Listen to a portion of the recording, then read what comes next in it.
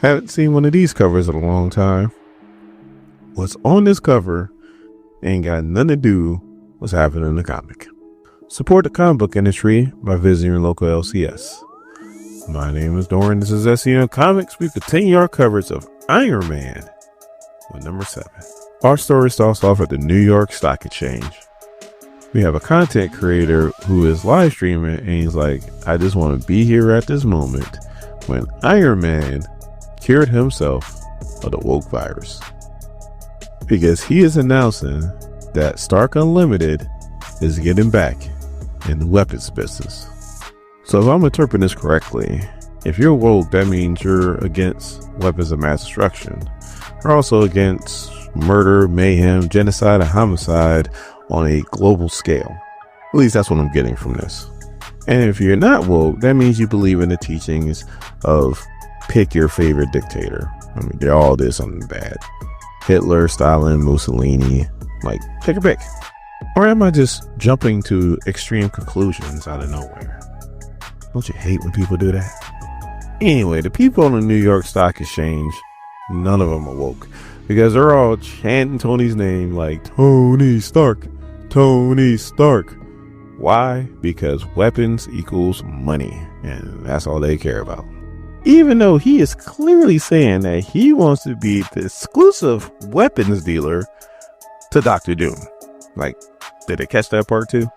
So you got people offering to buy him beers, and this Tony Stark is now cool again. And to make him even more cool, he ain't got his steampunk armor anymore. Well, he does, but he's not wearing it right now. He busts out his Silver Centurion armor that he wears on the West Coast Avengers. So as he's flying away, he checks his messages. He has one message from the Latvian government. He also has a message from Black Widow, and she's like, this is not what we talked about. You need to call me. He also has a message from the cavalry, and she's like, you gotta be kidding me with this BS. So as soon as he lands on Stark Towers, she is right there. And she's like, first you insult me, then you threaten me, then you take me to the hell dimension. He's like, Melinda just, and she's like, shut up. Then you block my kill shot in the hell dimension.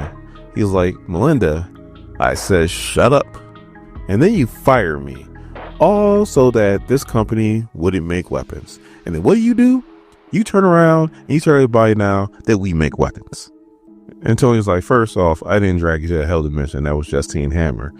And she's like, besides the point, you're the reason why we were there. So he's like, I can explain. And she was like, you better. Because not only are we making weapons now, but we're making weapons for Dr. Doom. Like, make it make sense. So as he's trying to explain himself, she's like, hold on, time out. Where's your busted ass armor at? I thought Justine Hammer went ahead and took care of all your armors with that crazy ass malware. And he's like, yeah, she did, but this one was actually turned off when she did that, so it never received a signal. And this is what I've been using on the West Coast with that team. So then she's like, so that thing can fly, but you trying to tell me that you couldn't send out a text message? So he's like, look, I'm sorry. I'm so sorry. I will not leave you out the loop again because I actually need your help. And she's like, with what? He's like, I'll tell you in a minute. We gotta get into the bubble. I can't tell you out here. So as they go into the bubble, he has another missed message from the Latvian government. She introduces him to the dude that he saved that was going to get shot in his head on the live stream. And then he starts to explain his plan. He explains how he met with the Latvian Patriotic Front. And she's like, oh, I'm familiar with them. And don't you mean terrorist group? So Iron Man's like, either way, they're the only ones in Latveria that are willing to oppose Doom. His plan in a nutshell is to supply weapons to Doom, but also once he's inside, he's able to help out this terrorist group start a war with Doom inside his borders. Because how can Doom rule the world if he can't even rule his own country? So he needs her to be a liaison to this group because he can't be seen dealing with them and pull off his part of the plan.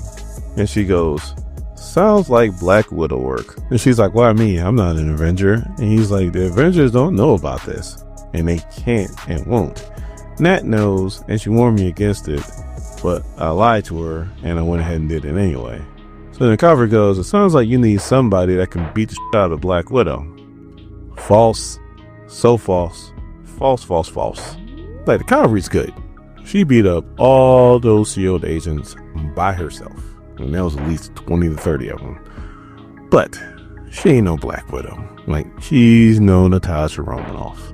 And yes, I do have a bias, because when I went to go see Iron Man 2, which everybody hates Iron Man 2, but when she showed up with that curly, long red hair, oh my goodness, I drink her bathwater. Like, I was already a Black Widow fan in the comics, but once I saw that, I was like, yes, I will marry you. Just say when and where, and I'll marry you. So no, Calvary, you can't beat up my boo. So she agrees to the plan, and she says, the only reason I'm doing this is because Doom is a problem. If it was any other situation, turn your ass into the FBI. So old boy Scarn, his face starts hurting, and he's like, Doom is here. He's like, what? And out of nowhere, Victorious shows up, which I'm like, hold on, time out. I thought her Doom was on the outs. We'll get to that in a minute. She shoots the briefcase right out of his hand, so that Silver Centurion armor, he can't put that on. So he got to turn to his old beat up steampunk armor with big old buster sword to fight Victorious.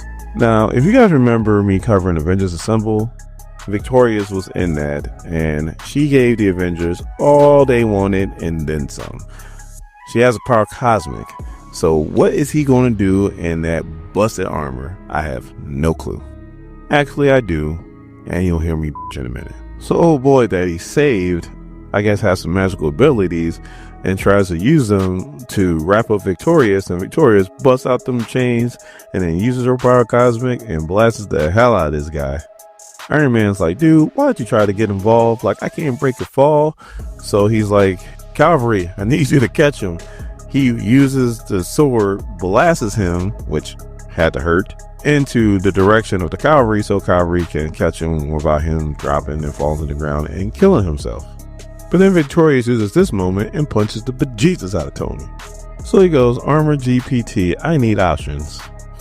God, I love his AI. She goes, first things first, username, don't black out, because if you black out, then I can't give you any of the options I come up with. He goes, you know what? I got this. So he throws his sword and it's like misses her. I'm like, this dude's better than 1,000. And he's like, well, she has a power cosmic.